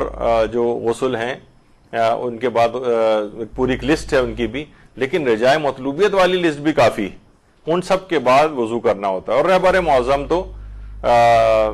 واجب غسلوں میں بھی صرف غسل جنابت کے بعد جو ہے وہ کہتے ہیں کہ ہر وضو، یعنی وہ مستحب غسلوں میں تو سب میں ہی وہ کہتے ہیں کہ ہر مستحب غسل کے بعد بھی وضو کرنا ضروری ہوگا نمازوں وغیرہ کے لیے۔ جن کاموں کے لیے وضو کرنا ضروری ہوتا ہے تو اس میں غسل کفایت نہیں کرے گا، صرف وہ تو ایک آدھی غسل ان کے نزدیک ہے کہ جس کے بعد وضو کی ضرورت نہیں ہوتی۔ تو بہرحال اور تو یہ والا تو غسل، اس کا تو استحباب بھی ثابت ہے۔ نوروز کا جو غسل ہے اس کا تو استحباب ثابت ہے آیت اللہ خامنہئی کے فتوے میں، لیکن وہ فرماتے ہیں کہ عید زہرا والا جو غسل ہے یہ رجاء مطلوبیت کی نیت سے کیا جائے۔ اور بہار میں یہی ہے کہ اس دن کو یوم عید اور افضل الاعیاد، تمام عیدوں میں سب سے افضل کے الفاظ بھی آئے ہیں۔ البتہ ایک بحث وہ آتی ہے کہ عید شرعی ہونا بہت سی جگہوں پہ ہے کہ عید شرعی ہے یا نہیں ہے. تو بہرحال آپ نے دیکھا کہ علماء اس کے لیے عید کا لفظ بہرحال خوشی و مسرت کا تو کے لحاظ سے اظہار کرتے ہیں، لیکن عید فطر یا عید جو بقرہ عید وغیرہ آپ کے یہاں ہوتی ہے وہ عید شرعی شمار ہوتی ہیں. تو بہرحال یہ یوم فرحت الزہرا کہا جاتا ہے، اور یوم نزع السواد یہ کالے لباس کو اتار دینے والا دن بھی، کہ امام نے اور ہاشمیات نے اس دن کالے لباس کو اتارا تھا، اپنے سوگ کو بڑھایا تھا، اس وجہ سے مومنین بھی اس کے اوپر عمل کرتے ہیں. اور شیخ مفید کا تو بھی اس سے پہلے ذکر ہو گیا. اس کے علاوہ سید رضی الدین ابن طاؤس ہیں، انہوں نے بھی اس کو اظہار مسرت کا دن قرار دیا ہے 9 ربیع الاول کے روز کو. تو اس لحاظ سے ان تمام چیزوں کی اہمیت ہے. اچھا، اب ایک جو یہ تو ابھی آپ نے سنا بہت سارے حوالوں سے کہ ایک بڑے دشمن خدا کی موت کا دن ہے، جس پہ پیغمبر نے اظہار خوشی و مسرت کیا کہ تمہاری ماں کی دعاؤں کو خدا اس دن کو قبول کرے گا. پھر عمر سعد اور عبید اللہ بن زیاد والی خوشی بھی اس دن آ کر شامل ہو گئی ہے. اور تیسری جو خوشی ہے وہ یہی عہد مہدویت کا آغاز ہے. 9 ربیع الاول کے روز امام زمانہ کی ولایت کا پہلا دن. اللہم صلی علی محمد وعلی محمد. اچھا، بہت سے لوگ، ابھی اس کو یہاں روکتا ہوں میں، بہت سی چیزیں اس میں بیچ میں آ جاتی ہیں. جیسے لوگ اپنی خوشی اور اظہار کے طور پہ کہتے ہیں آج تاج پوشی امام زمانہ کے دن ہے. پوری دنیا اب تاج پوشی کے لفظ کے پیچھے لگ جاتی. بھائی ہم جیسے کہتے ہیں آیت اللہ سیستانی علماء کے سروں کا تاج ہے، تو اب یہ کیا یہ معنی ہوتے ہیں وہ کہ آیت اللہ سیستانی کو ہم نے وہ میٹل والا تاج قرار دیا ہے اور معاذ اللہ ان کو علماء کے سر کے اوپر آیت اللہ سیستانی کو لا کر رکھ دیا ہے؟ یعنی عظمت کا ایک اظہار ہوتا ہے، شان و شوکت کا ایک اظہار ہوتا ہے. اچھا، بہت سارے لوگ ہوتے ہیں کہ وہ اس کا ایک سونے کا ایک تاج بنا بھی لیتے ہیں. لوگ ان پہ اعتراض کرتے ہیں کیا امام زمانہ کو آپ سونے کا تاج پہنائیں گے، اور سونا پہننا تو مرد کے اوپر حرام ہے. تو ان کو یہی کہا جاتا ہے کہ بھائی وہ امام زمانہ کو پہنانے کے لیے نہیں رکھا ہے، یہ ہم نے ایک علامتی اور سمبولک چیز ہوتی ہے. مثلا جیسے ہم کہیں کہ یہ جو ہم تابوت بناتے ہیں، تو آپ کے خیال میں جو 72 تابوت بناتے ہیں، کیا اس کو اس وجہ سے بناتے ہیں کہ معاذ اللہ ثم معاذ اللہ شہدائے کربلا کو اس میں لے جا کے آپ رکھیں گے؟ گہوار علی اصغر علیہ الصلوۃ والسلام کا اس وجہ سے ہم تیار کرواتے ہیں کہ معاذ اللہ اس میں یہ شہزادہ علی اصغر کے لیے ہم بنا رہے ہیں کہ اس میں ان کو لٹائیں گے؟ نہیں ہوتا، ایک سمبولک ہے، یہ ایک علامتی چیز ہے. اسی طریقے سے تاج بھی ایک علامت چیز ہے، اور یہ شان و شوکت کے اظہار کے طور پر ہوتا ہے. پیغمبر اکرم صلی اللہ علیہ وآلہ وسلم بھی فرماتے ہیں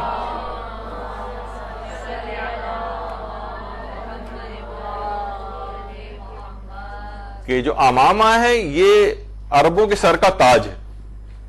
حالانکہ دیکھا جائے تو امامہ تاج نہیں شمار ہوتا ہے. تو یہ ایک عظمت کا ایک اظہار ہوتا ہے، ایک اس کی طرف اشارہ ہوتا ہے. جیسے میں نے کہا کہ فلاں مجتہد رہبر معظم مثلا ہمارے سروں کا تاج ہے، تو اب تاج کے معنی وہ والا تاج شمار نہیں ہے، بلکہ عظمت کا ایک اظہار کا ایک استعارہ ہے تاج. تو تاج پوشی کا لفظ بھی اگر کسی جگہ کہا جا رہا ہے تو اس کے اوپر اتنے بڑے بڑے آرٹیکل اور وہ لکھنے کی کوئی ضرورت نہیں. تو بہرحال یہ فرماتے ہیں آیت اللہ صافی گل پائیگانی کہ 9 ربیع الاول کا دن ایک مقدس اور عظیم دن ہے، جس میں امام مبین ولی اللہ الاعظم حضرت حجت ابن الحسن ارواح الفدا کی امامت کا آغاز ہوا ہے.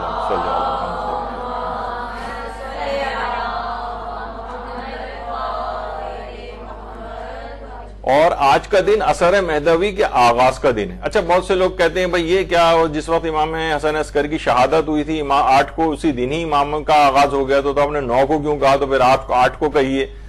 ارے بھائی یعنی وہ تو دن اس دن امام حسن عسکری موجود تھے. اب یہ جو نیا سورج طلوع ہوا ہے یہ ان کی امامت کا پہلا دن شمار ہوگا. ویسے تو امام ہوتا ہی ہے ان کی موجودگی میں، البتہ وہ اس لحاظ سے حکم نہیں دیتا ہے، اور جن کی امامت چل رہی ہوتی وہی سب ان کا امامت انہی کے احکام وغیرہ کی پیروی ہو رہی ہوتی، لیکن وہ خود بھی اس وقت بھی امام ہوتے ہیں جو دیگر ان کے ساتھ ہوتے ہیں. جس وقت امام حسن موجود تھے تو امام حسین بھی اسی وقت موجود تھے، ان کی بھی اسی طرح سے. لیکن بہرحال اس وقت جو تنصیب ہے امامت کے طور پر وہ امام حسن کی تھی. مثلا اسی طریقے سے امام حسن عسکری کا اس دن جس دن شہادت ہوئی ہے وہ دن امام حسن عسکری کے حوالے سے. اب جو اگلا دن شمار ہوگا جس پہ سورج طلوع ہوگا، یہ امامت ہمارے 12ویں امام کی امامت کا پہلا دن ہوگا. تو لوگ ٹائمنگز اور گھڑیاں وغیرہ لے کے بھی بیٹھ جاتے ہیں کہ اتنے ٹائم اور اتنے منٹ پہ تو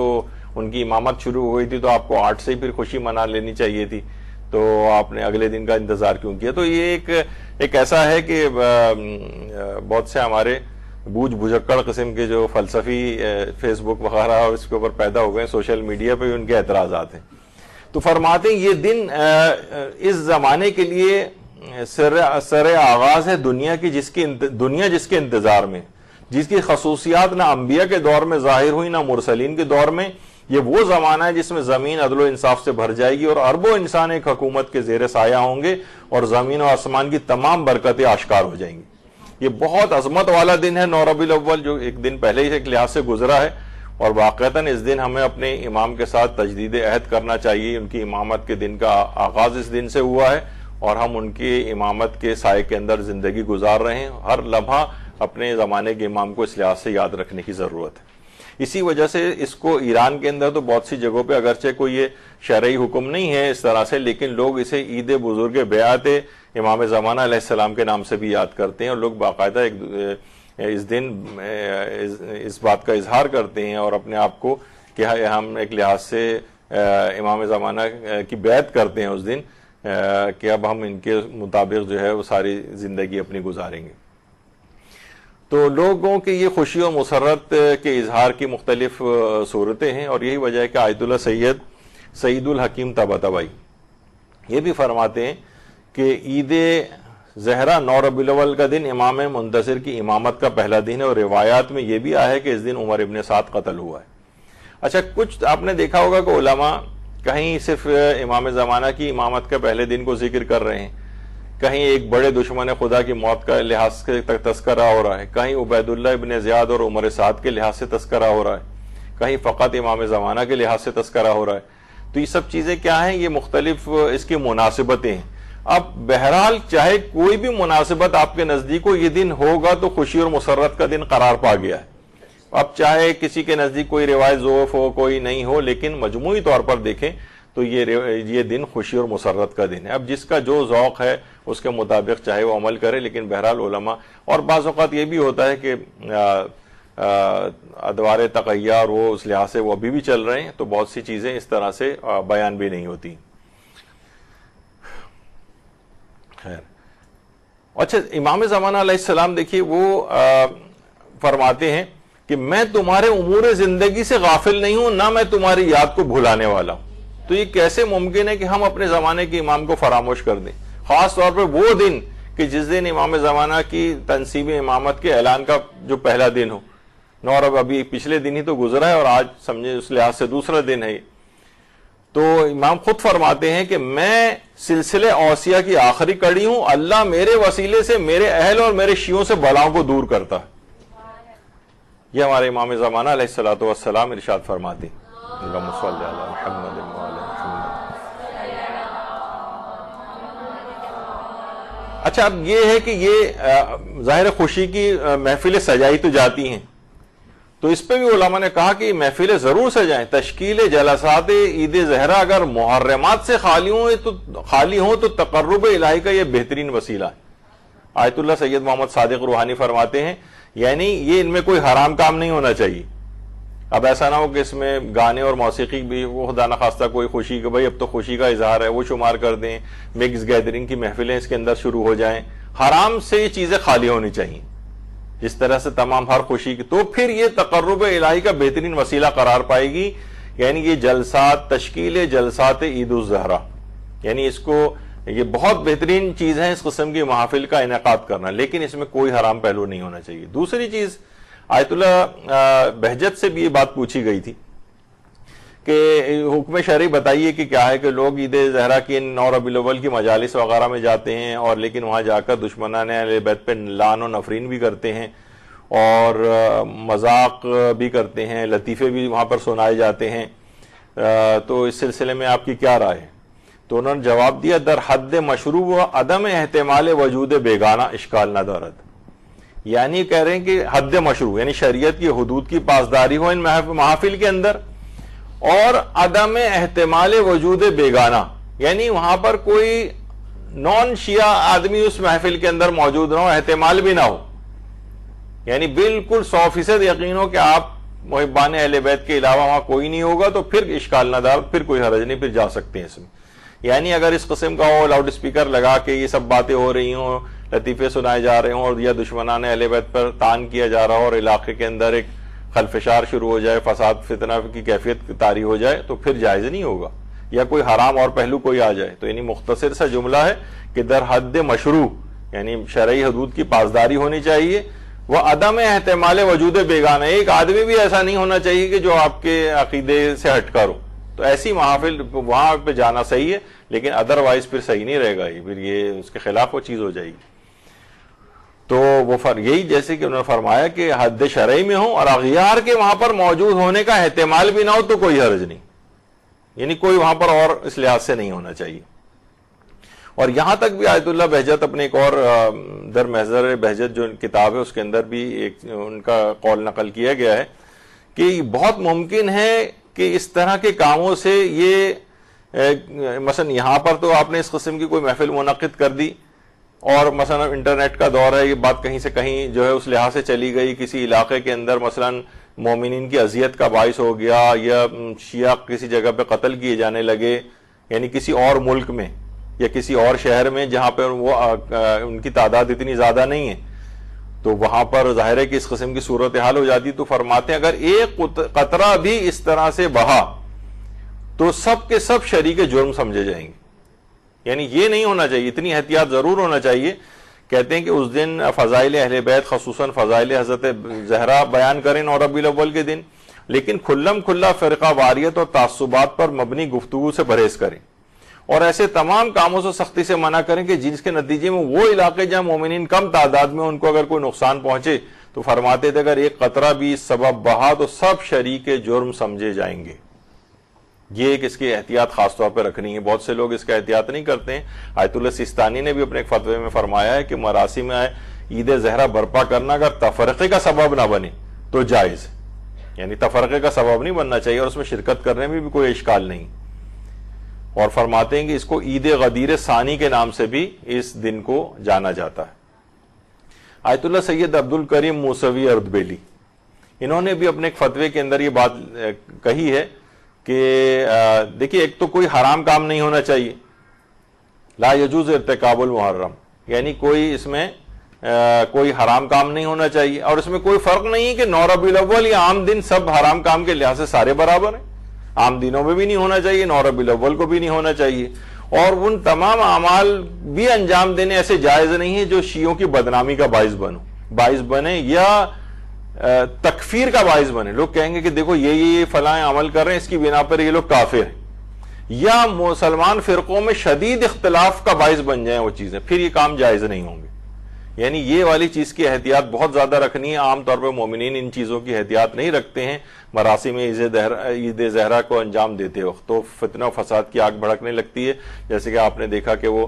پیٹ پھاڑنے والا اور پتلے بنانے والا اور وہ سب کچھ جو ہے یہ علماء نے اس لحاظ سے اس کو، اب تو خیری چیزیں ختم بھی ہو گئی ہیں ہر جگہ سے کیونکہ یہ علماء کی بڑی شدت کے ساتھ اس پہ اعتراضات آئے. آیت اللہ ناصر مکارم شیرازی بھی فرماتے ہیں کہ یہ امام زمانہ کی امامت کا پہلا دن ہے، ہم اس دن جشن مناتے ہیں اور یہ دن یوم فرحت الزہرا کے نام سے مشہور ہے. اور تولا اور تبرہ یہ تو ارکان مذہب ہیں ہمارے. اور اس میں ایک حدیث ہے، حدیث رفع القلم، یعنی اس دن قلم اٹھا لیا جاتا ہے، یعنی لوگ جو گناہ بھی کریں تو گناہ نہیں لکھا جائے گا. تو اس ایسی جو روایت ہے اس کے مفہوم کچھ اور ہیں. یعنی اس کو یہ نہ کہیں کہ بھائی کیونکہ آج قلم اٹھا لیا جا رہا ہے ہمارا کوئی گناہ نہیں لکھا جا رہا تو ہم ایسا کرتے ہیں کہ اس دن گناہ کرتے ہیں. جیسے کوئی کہے کہ بھائی جو وہ ہے جس دن انسان حج کر لیتا ہے، حج اس کا مکمل ہو جاتا ہے، اس دن وہ بالکل پاک و پاکیزہ ہو جاتا ہے. اور حج کے سلسلے میں بھی بات آئی ہیں کہ ربیع الثانی کی غالباً 10 یا 20 تاریخ تک کا تذکرہ ہے حج سے لے کر، اس میں حاجی کا کوئی گناہ نہیں لکھا جاتا. اس کے معنی ہوتے ہیں کہ بہت سے گناہ ویسے ہی عادتاً ہو جاتے ہیں، اس سے غفلت اس کی ہو جاتی ہے تو وہ گناہ نہیں لکھے جاتے. یا اس دن کا شرف اور فضیلت یہ ہے کہ اگر اس دن کسی سے بے خیالی میں کوئی گناہ ہو جائے تو اس دن وہ معاف ہو جائے گا. اس کے یہ معنی نہیں کہ رفع القلم سے مراد یہ کہ قلم اٹھا لیے جاتے ہیں تو اس دن ہم اچھا قلم اٹھا لیے گئے تو آج ایسا کرتے ہیں فلاں فلاں گناہ کرتے ہیں. جیسے میں نے وہ پچھلی دفعہ سالوں میں جو درس ہوا تھا اس موضوع پہ تو ایک مرحوم ذاکر جو کافی شہرت رکھتے تھے، انہوں نے یہیں کہیں انچولی کی مجلس میں کہا تھا کہ آج کے دن جو چاہے گناہ کرو سب میرے ذمے ہے، اس طرح کی بات ہے۔ تو یہ کیا ہے، یہ ایسا کہیں پہ بھی نہیں ہے۔ تو یہی آیت اللہ ناصر مکارم شیرازی نے بھی بات فرمائی ہے کہ اس حدیث کی بنیاد پر معصومین نے اس دن بلکہ کسی بھی دن گناہ کرنے کی اجازت نہیں دی، نہ کہ 9 ربیع الاول بلکہ کسی بھی دن اجازت نہیں، اور وہ تمام کاموں سے بھی پرہیز لازم ہے جو مسلمانوں کی صفوں میں انتشار کا سبب بنے، یعنی ایسی تمام مراسم اس طرح سے نہ کریں۔ اسی طرح سے آیت اللہ حسین مظاہری، انہوں نے بھی اپنے اس فتوے میں اسی طرح کی باتیں کہی ہیں کہ ہر وہ کام جس سے وحدت مسلمین خراب ہو اور ان کی آپ اہانت کریں ان کے مقدسات کی، یہ سب جائز نہیں، اور گناہ کے بھی تمام کاموں سے پرہیز کرنا چاہیے۔ اور یہی آیت اللہ صادق روحانی نے بھی کہا کہ بڑی اچھی بات ہے، یہ سب مراسم آپ کریں لیکن پسندیدہ ہیں، لیکن کوئی حرام کام اس میں نہیں ہونا چاہیے۔ اور دیکھیے ویسے بھی ہے کہ ہمارے جو چھٹے امام جعفر صادق علیہ السلام فرماتے ہیں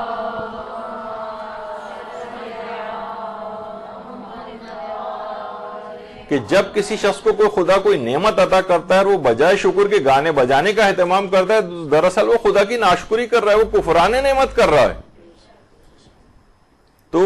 ایسے دن کوئی بھی اس طرح کے حرام کام نہیں ہونے چاہیے۔ تو بہرحال یہی جو بھی آپ سے بات کہی تھی حدیث رفع القلم، ایک زمانہ یہی تھا یہاں پر جب ہمارے مولانا جو سرپرست اعلیٰ ہیں مدرسۃ القائم کے مولانا شیخ غلام علی وزیری نجفی صاحب قبلہ آج کل علالت کی وجہ سے یہاں پر نہیں آ رہے ہیں اور آپ لوگ محروم ہیں ان سے، لیکن یہ کہ وہ جو جب یہاں پر آئے تھے اور انہوں نے یہ سب منکرات ہوتے ہوئے یہاں پر دیکھے تھے کہ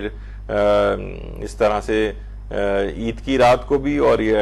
8 ربیع الاول کی رات سے ہی یہاں پر جو چیزیں شروع ہو جاتی تھیں اور چوڑیوں کے سٹال لگتے تھے اور خواتین نامحرموں کے ہاتھ میں ہاتھ دے کے اور جو چوڑیاں وغیرہ پہنتی تھیں، سب چیزیں مولانا نے یہاں پر ختم کروائیں۔ تو انسان اگر گناہوں کے خلاف اس طرح سے کھڑا ہو جائے اور منکرات جو ہو رہے ہوں نہ کہ ہم جب یہ نہیں، اچھا لوگ کیا کرتے ہیں کہ ان چیزوں کو جو یہ منکرات پھیلے ہوتے ہیں سے بیس بنا کے کہتے ہیں اس دن کو ہی نہ منایا جائے،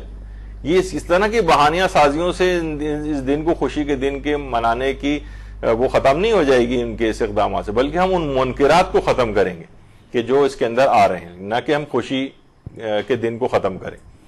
تو بہرحال یہی آیت اللہ علوی گرگانی نے بھی یہ بات کہی کہ خوشی کے دن ناشائستہ اور حرام کاموں سے جو قلب اہل بیت کو غمزدہ کریں ان سب سے اجتناب کرنا ہے، اور کسی بھی حالت میں ائمہ کے توسل سے غافل نہ ہو، یعنی کہ چھٹی کا دن نہیں ہے، یہ ائمہ سے مزید قریب ہو جانے کا دن ہے، یہ مزید ان سے متوسل ہونے کا دن ہے، نہ کہ کسی گناہ سے کے قریب جانے کا دن۔ اور یہی آیت اللہ صافی گل پائگانی نے اور بھی یہی والی باتیں اس میں بھی کہی۔ تو بہرحال آیت اللہ کاظم طباطبائی یزدی جن کی کتاب العروۃ الوثقی بہت مشہور ہے، اس میں وہ تو اس دن کے نہ صرف عید منانے کے لحاظ سے بلکہ اس دن کے غسل کو بھی مستحب قرار دیتے تھے۔ اچھا وہ تو ہم نے اس سے پہلے ذکر کر دیا،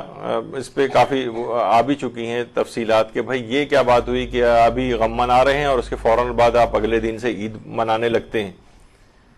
تو انہوں نے یہ جواب دیا ہے آیت اللہ شیخ جواد فاضل لنکرانی نے، جو آیت اللہ فاضل لنکرانی کے بیٹے ہیں، آج کل ان کا بھی درس خارج چل رہا ہے اور خود بھی مجتہدین میں شامل ہیں۔ یہ فرماتے ہیں کہ 8 ربیع الاول کی رات 12 بجے تک امام حسین عسکری کی شہادت کی مجلس کرنا اور 12 بجے کے بعد امام زمانہ کے مقام امامت پر فائز ہونے کے جشن منانے میں کوئی اشکال نہیں۔ یہ دو الگ الگ مسئلے ہیں اور یہ مذاق خیز بھی نہیں۔ لوگ کہتے ہیں یہ کیا مذاق ہے بھائی، ابھی غم منا رہے تھے اب خوشی منا رہے ہیں۔ کہہ رہے ہیں کہ کیونکہ شہادت کا دن منانا ہے تو عزاداری کی وہی رات 12 بجے تک کافی ہے، اور روز خلافت اور منصب امامت خداوندی کی جانب سے امام زمانہ کیونکہ زندہ شیعوں کے پشت پناہ ہیں تو لہٰذا ان کے لیے کوئی بھی خوشی کا اظہار کرنے میں کوئی وہ نہیں ہے۔ اور پھر فرماتے ہیں کہ مہربانی فرما کر آپ اصل مسائل کی طرف توجہ فرمائیں، شیعوں کے درمیان ظہور کی ثقافت کو ترویج دینے کی اس پر توجہ دیں، یعنی بہت سی اعتراضات کی حد تک نہ رہ جائیں، یعنی کچھ عملی اقدامات اس سلسلے میں امام زمانہ کے لحاظ سے کریں۔ اور یہ جو مرکز ابحاث العقائدیہ کے نام سے جو یہ ایک لحاظ سے آیت اللہ سیستانی کا تائید شدہ ادارہ بھی ہے، یعنی آغا سیستانی کو اگر آپ کوئی عقائد کا سوال بھیجیں تو وہ کہتے ہیں کہ یہ عقائد.com سے رجوع کریں آپ کو کوئی سوال بھی پوچھنا ہے. یہ معنی نہیں کہ آغا سیستانی کا فتویٰ سمجھا جائے گا اس کو, یہ نہیں اس کے معنی, لیکن وہ کہتے ہیں کہ یہ معتمد ادارہ ہے, یہاں سے جو جواب آئیں گے اس پہ اعتماد کا اظہار کیا, اگرچہ وہ چیز آغا سیستانی کی رائے شمار نہیں ہوگی. تو سوال میں ہے کہ کیا ممکن ہے کہ مسلمان شیعہ ایک دن ایسے عید منائے جس کے اگلے ہی دن ایک دن امام کی شہادت واقعی ہوئی ہو, اس کے اگلے دن وہ عید منا رہے ہوں. یہ بات جانتے ہوئے کہ امام حسن عسکری کی شہادت کا غم ممکن ہے 10 دن تک جاری رہے, ہمارے لیے ضروری کہ ہم اپنے امام کی شہادت کا غم کم سے کم 3 دن تو جاری رکھیں. تو کیا یہ باتیں اس بات کا جواز بن سکتی ہیں ہم اس دن فرد الزہرا کے نام سے جو مشہور ہے 9 ربیع الاول کو خوشی نہ منائیں,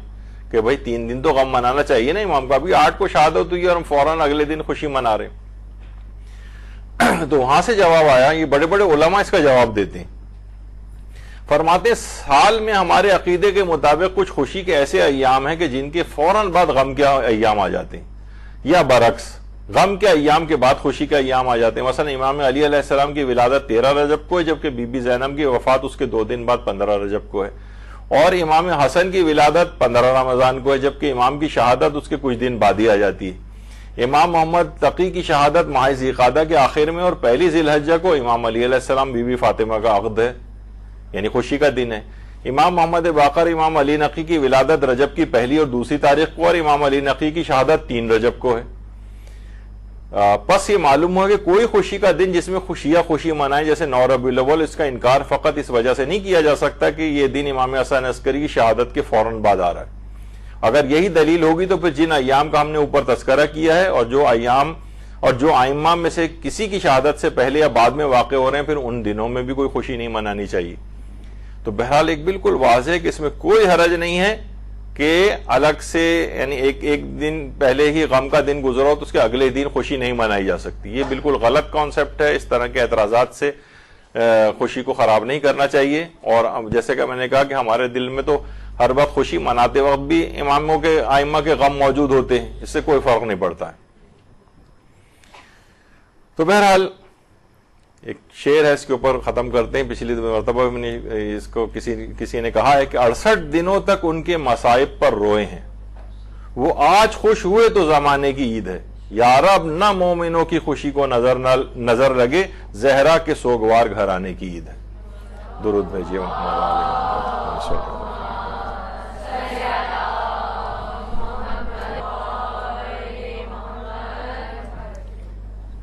تو بہرحال آپ نے دیکھا کہ ہم نے صرف بیسیکلی فوکس اس میں یہی کیا تھا کہ علماء اور مجتہدین اور جو ہمارے مراجع ہیں ان کے سلسلے میں علماء و فقہا کے نظریات کیا ہیں, صرف اس پہ فوکس کیا تھا. بہت ساری چیزوں کو ہم نظر انداز کرتے ہوئے گزرے ہیں.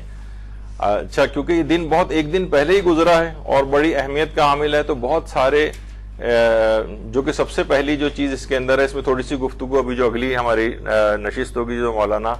ہاشم عباس زیدی صاحب قبلہ اسی سے خطاب فرمائیں گے, تو اس میں ایک پہلو جو خاص طور پر آج 10 ربیع الاول کے لحاظ سے ہے کہ عقد رسول خدا اور حضرت خدیجہ طاہرہ سلام اللہ علیہا صلی علی محمد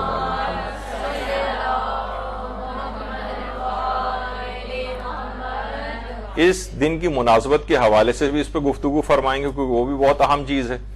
کیونکہ بہرحال حضرت ابو طالب علیہ السلام نے ان کا خطبہ نکاح پڑھا تھا اور اس کی ایک پوری ایک تفصیل ہے بہت ہی بابرکت. انشاءاللہ امید ہے کہ شاید مولانا اس سلسلے میں بھی کچھ خطاب فرمائیں گے. تو یہ آج ہماری